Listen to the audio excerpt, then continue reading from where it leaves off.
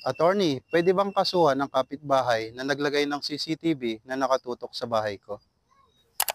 Depende kung nakatutok diretso sa loob ng bahay mo ang CCTV, halimbawa sa bintana ng kwarto, bakuran na may harang, o kahit sa pintuan kung kitang-kita ang loob.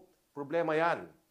Maaari mo siyang kasuhan para sa unauthorized processing of personal information na paglabag ng Section 25 ng Data Privacy Act o RA 10173 dahil wala namang malinaw na lehitimong pakay para gawin to. Tinuturing na personal na impormasyon ang mukha o anyo dahil sa pamamagitan nito matutukoy ang identity ng isang tao. Kapag nakatulang may sala, makukulong ang lumabag sa nasabing batas ng hanggang 3 taon at pagmumultahin ng hanggang 2 million pesos. Pero maaari ning managot para sa danyos para sa invasion of privacy sa ilalim ng Article 26 ng Civil Code.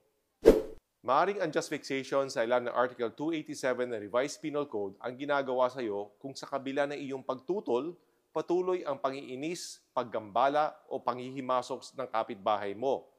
Kapag nakatulang may sala, makukulong siya ng hanggang 30 araw at o pagmumultahin ng hanggang 40,000 pesos. Pero, bago kasuhan, number 1, usap muna. Baka hindi rin niya alam na naabala ka. Number 2, kumuha ng photo o video evidence ng CCTV. Number 3, kung ayaw makisama, sulatan ng formal, parang, uy, pakiayos po ng CCTV, parang sumusobra na po ang coverage, parang sa bahay ni kuya. Number 4, dumulog sa barangay para may record. Baka naman mapag-ayos kayo. Number 5, kung di kayo napag-ayos sa barangay, kasuhan mo na.